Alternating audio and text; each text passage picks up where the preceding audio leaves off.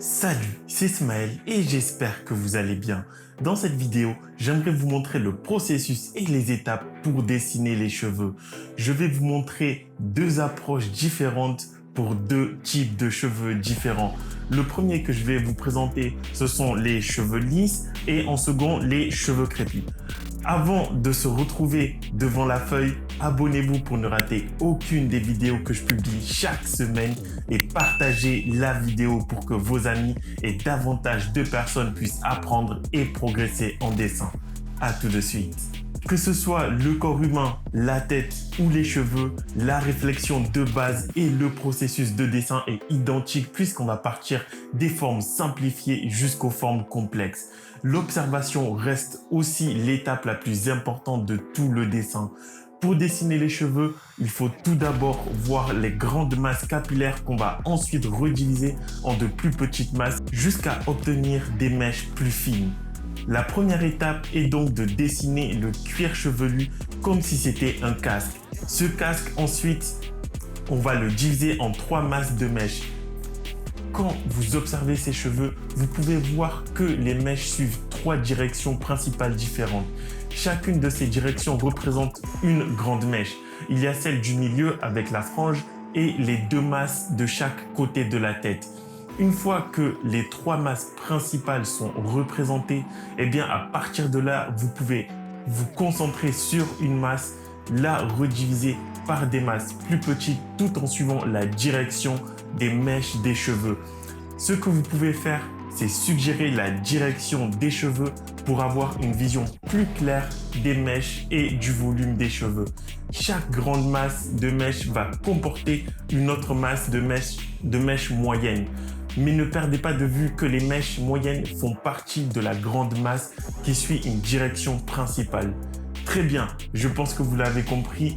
Ensuite, redivisez ces masses moyennes par des masses plus petites.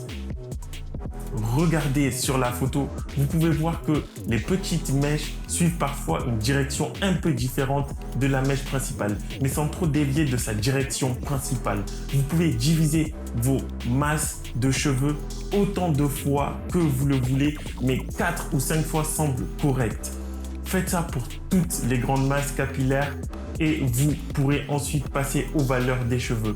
Pour le processus des valeurs, je vous renvoie vers les vidéos que j'ai publiées il y a quelques semaines où je vous apprenais comment dessiner les ombres et les lumières. Mais concrètement, le but est d'entourer les lumières en allant des valeurs les plus foncées jusqu'aux valeurs les plus claires.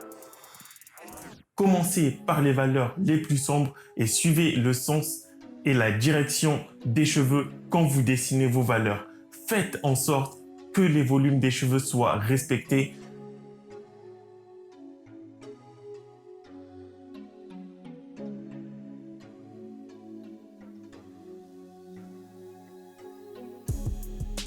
Dans la toute dernière étape, placez ce que j'appelle les mèches rebelles. Il y a toujours des cheveux qui dépassent de la masse capillaire et qui prennent une direction totalement différente au sens directionnel des cheveux. Vous pouvez dessiner ces mèches qui dépassent de la masse capillaire, mais n'exagérez pas le nombre de mèches, sinon vous allez perdre la dynamique et vous allez donner un aspect bizarre à vos cheveux. Sur ce garçon, l'approche va être totalement différente puisqu'on va traiter les cheveux par la masse de valeur et non pas par les mèches. Après avoir dessiné le contour des cheveux, dessinez le contour des ombres. Placez tous les repères des parties ombrées des cheveux. Cette étape prend quelques minutes et la troisième étape consiste à passer directement vos valeurs en dessinant avec une couche de valeur d'aplat la partie des cheveux qui se trouve dans l'ombre. Là où on va diviser les masses de cheveux pour créer des mèches, sur les cheveux crépus, on va associer les masses pour créer le volume. Pour créer un volume, partez des valeurs les plus sombres et dégradez les valeurs sombres vers la lumière.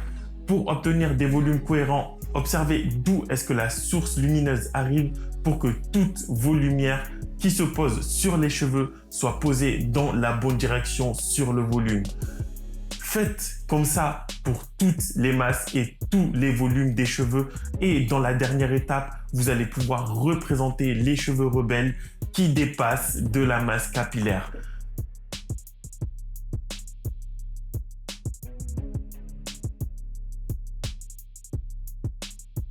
À la fin, prenez votre gomme mie de pain pour créer quelques textures sur les volumes des masses.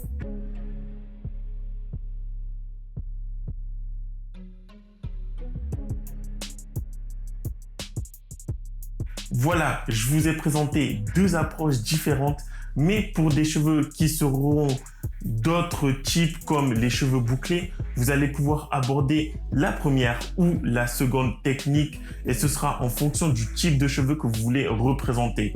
Moi, je vous retrouve dans la prochaine vidéo et dans les commentaires, mais en attendant la prochaine vidéo sur le lien qui est juste en dessous dans la description, vous avez droit à une formation complète sur la perspective.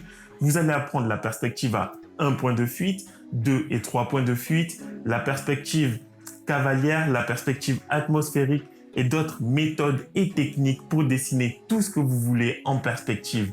Moi, je vous souhaite une excellente journée. Ciao!